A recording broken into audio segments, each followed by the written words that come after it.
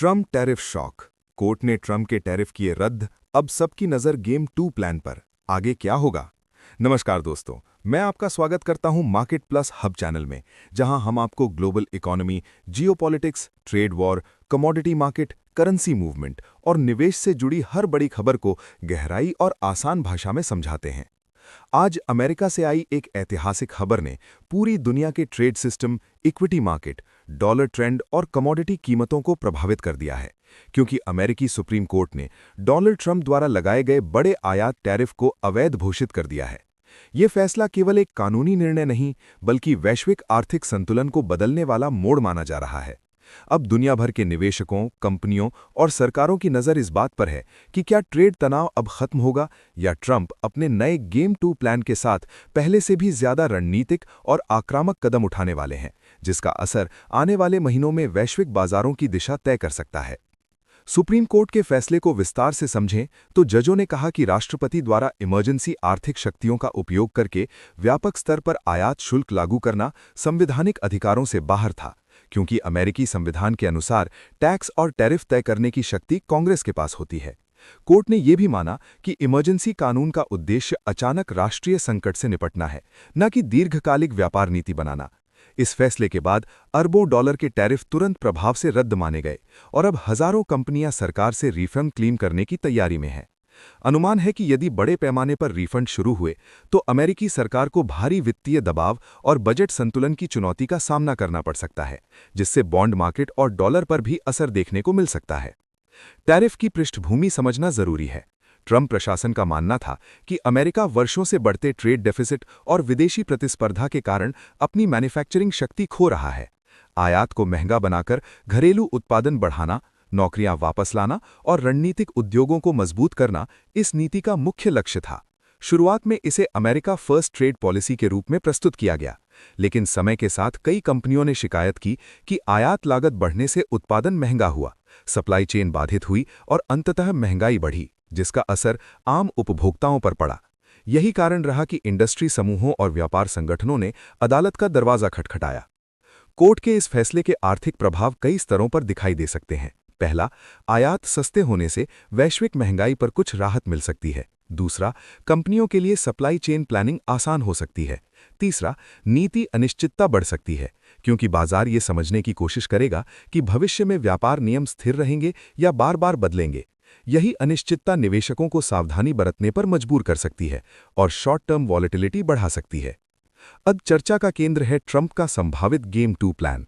विशेषज्ञों का मानना है कि प्रशासन दूसरे व्यापारिक कानूनों जैसे सेक्शन 301, एंटी डंपिंग जांच, राष्ट्रीय सुरक्षा क्लॉज या विशेष उद्योग सुरक्षा नियमों के माध्यम से सीमित लेकिन प्रभावशाली टैरिफ फिर से लागू कर सकता है।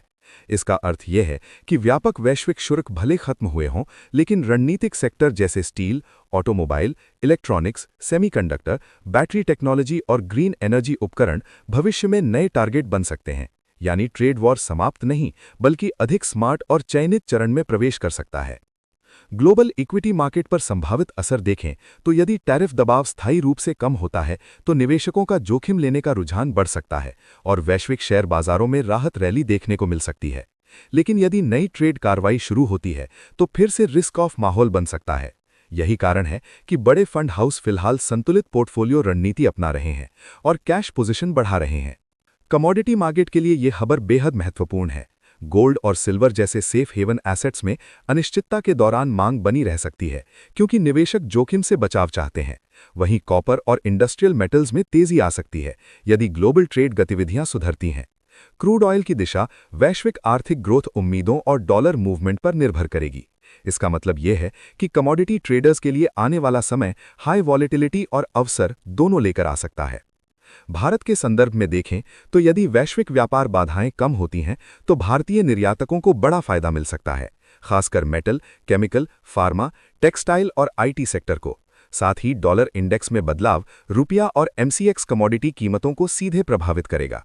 भारतीय ट्रेडर्स को अब केवल घरेलू खबरों नहीं, बल्कि वैश्विक नीति फैसलों पर भी नजर रखनी होगी, क्योंकि अंतर्राष्ट्रीय घटनाएं सीधे भारतीय बाजार की दिशा तय कर सकती हैं। टेक्निकल और मैक्रो संकेत बताते हैं कि आने वाले महीनों में मार्केट केवल चार्ट पैटर्न से नहीं, बल्कि पॉलिसी घोषणाओं, केंद्रीय बैंक निर्णयों और जियोपॉलिटिकल घटनाओं से संचालित होगा। इसलिए निवेशकों को मल्टी फैक्टर एनालिसिस अपनाना होगा, जिसमें dollar trend, bond yield, commodity flow और न्यूज सेंटिमेंट सभी शामिल हों। हाई वॉलेटिलिटी के समय रिस्क मैनेजमेंट और पोजीशन साइजिंग सबसे महत्वपूर्ण रणनीति बन सकती है।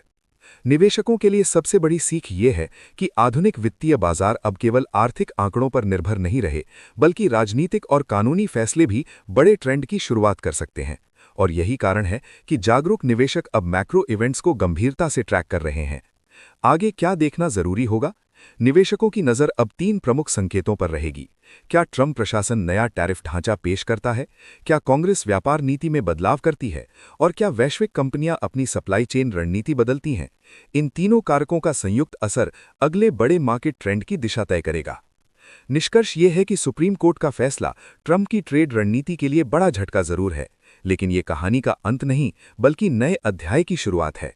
गेम 2 के जरिए नए टैरिफ, नई व्यापार बातचीत और नई आर्थिक रणनीति किसी भी समय सामने आ सकती है। इसलिए आने वाला समय ग्लोबल मार्केट के लिए निर्णायक रहेगा, जहां हर बड़ी खबर निवेश के नए अवसर और जोखिम दोनों पैदा करेगी।